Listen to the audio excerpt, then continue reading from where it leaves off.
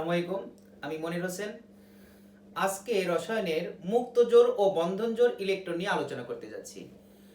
মুক্তজোড় আর বন্ধনজোড় ইলেকট্রনগুলো আমাদের জানলে কি হবে? মুক্তজোড় আর বন্ধনজোড় ইলেকট্রন জানলে আমরা লুইস অ্যাসিড, লুইস ক্ষারক জানতে পারবো। একটা অণুর আকৃতির উপর কি প্রভাব ফেলবে সেটা জানতে পারবো। একটা বন্ধনজোড় ইলেকট্রনের মাধ্যমে একটা পরমাণু আরেকটা পরমাণুর সাথে যৌগ গঠন করবে সেটা জানতে পারবো। তাহলে মুক্তজোড় আর বন্ধনজোড় জানলে কিন্তু আমরা একটা যৌগের গঠন, যৌগটা কেমন যৌগ তৈরি করবে, আমরা এই সম্পর্কে কিন্তু জানতে পারি। এখন এই মুক্তজোড় বা বন্ধনজোড় ইলেকট্রনটা আসলে কি? আসলে মুক্তজোড় ইলেকট্রন হলো যে কোনো পরমাণুর যদি ইলেকট্রন বিন্যাস করা যায় তাহলে শেষ ঘরে যে জোড়বদ্ধ ইলেকট্রন থাকে তাকেই বলা হয় মুক্তজোড় ইলেকট্রন। আর বন্ধনজোড় ইলেকট্রন কি? কোনো পরমাণুর ইলেকট্রন বিন্যাস একদম শেষ কক্ষপথে যে বিজোড় ইলেকট্রনগুলো থাকবে তাকে বলা হয় বন্ধনজোড় ইলেকট্রন।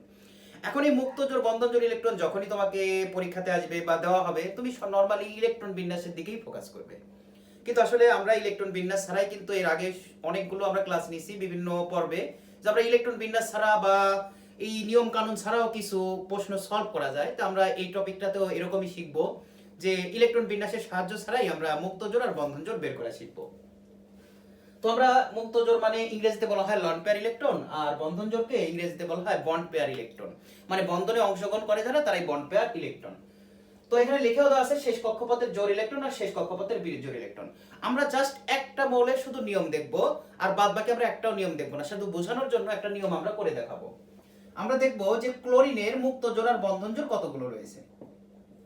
তো এর জন্য আমরা ইলেকট্রন বিন্যাসের সাহায্য নিব, জাস্ট আমরা একটা মানে দেখাবো যে আসলে কিভাবে হয়।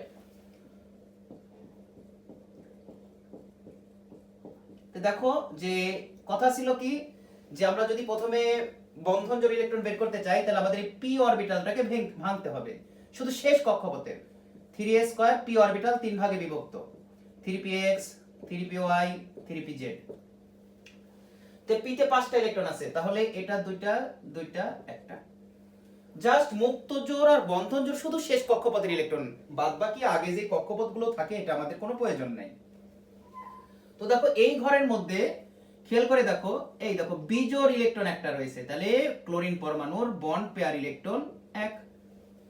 খুব ইজি, জাস্ট খালি ইলেকট্রন বিন্যাস জানলেও তুমি করতে পারবে। কিন্তু আমরা এত সময়ও নিব না, আমরা একটু শুধু নিয়মটা দেখে নিই, তারপরে আমরা শর্টকাট নিয়মটা শিখব। তারপরে দেখো এখানে জোড়বদ্ধ কয়টা আছে? 1 2 3। তাহলে পারে ক্লোরিনে 3 জোড়া কি আছে? এলপি আছে, লন পেয়ার ইলেকট্রন। যারা জোড়বদ্ধ আকারে থাকে তাদেরকে বলা হয় লন পেয়ার, আর যারা বিজোড় অবস্থা থাকে তাদেরকে বন্ড পেয়ার। আরো মজার বিষয় হলো এই বন্ড পেয়ারটাই কিন্তু কোন পরমাণুর যোজনী। মানে কোন একটা পরমাণুর তুমি যে যোজনীটা বের করো বা যোজনী সম্পর্কে জানো, ওইটাই কিন্তু তার বন্ড পেয়ার। বন্ড পেয়ার অন্য কিছু না। ক্লোরিন পরমাণুর যোজনীও কিন্তু এক। তাহলে বোঝা গেল ক্লোরিন পরমাণুর যোজনী বা যে কোনো পরমাণুর যোজনী তার বন্ধন ইলেকট্রন। আচ্ছা, এইবার আমরা এই পরমাণুটা ইলেকট্রন বিন্যাসের মাধ্যমে করছি। এবার আমরা ইলেকট্রন বিন্যাস বাদ, এবার আমরা আসি কিছু শর্টকাট টেকনিক।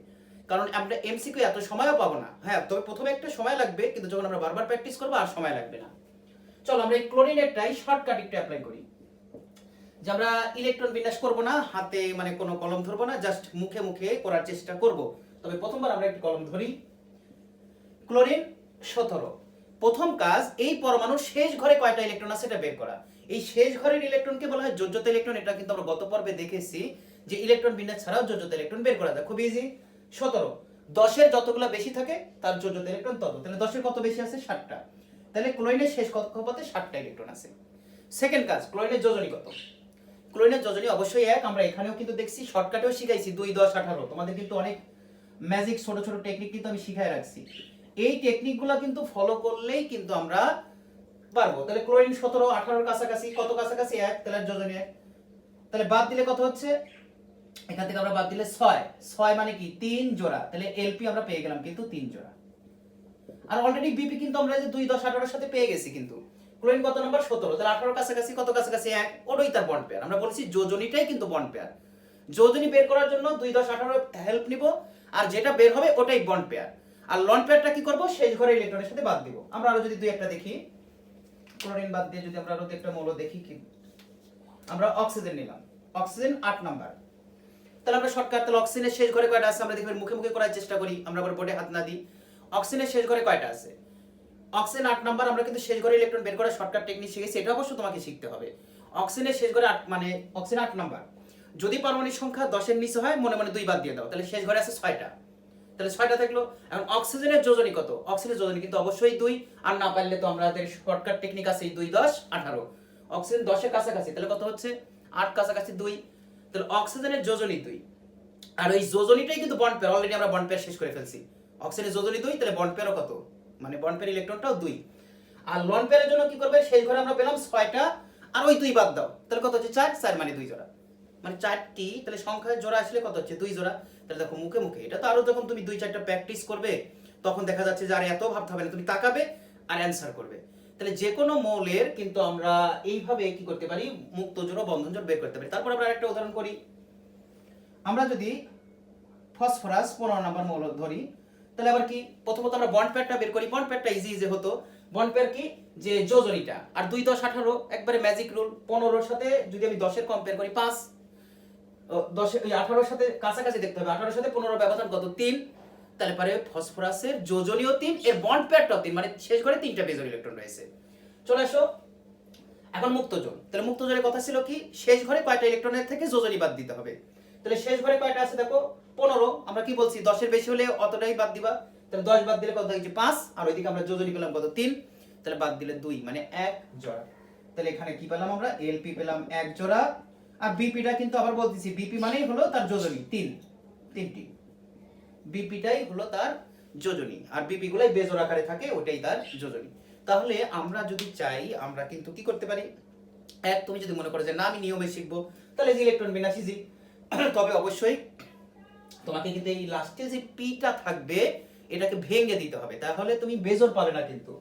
মানে আমরা দেখো নরমালি দেখতে কিন্তু পি এর পর 5টা মনে হচ্ছে, বেজোড় কয়টা আছে বোঝা যাচ্ছে না, কিন্তু যখনই আমরা এটা যখন পি কে ভেঙে দিছি তখন দেখো বেজোড়টাকে দেখা যাচ্ছে। তাহলে ইলেকট্রন বিন্যাস করতে লাগলে লাস্টে যে পিটা থাকবে ওটাকে তোমাকে ভেঙে দেখাতে হবে। আর যদি শর্টকাটে করো, তুমি দুইটাই নিয়ম শিখে রাখো, তোমার যখন যেটা ভালো লাগবে তখন সেটা অ্যাপ্লাই করবে। আমরা নেক্সট পর্বে যোগের মুক্ত জোড় আর বন্ধন জোড় শিখাবো। আজকে এতটুকুই, ভালো থাকো, আল্লাহ হাফেজ।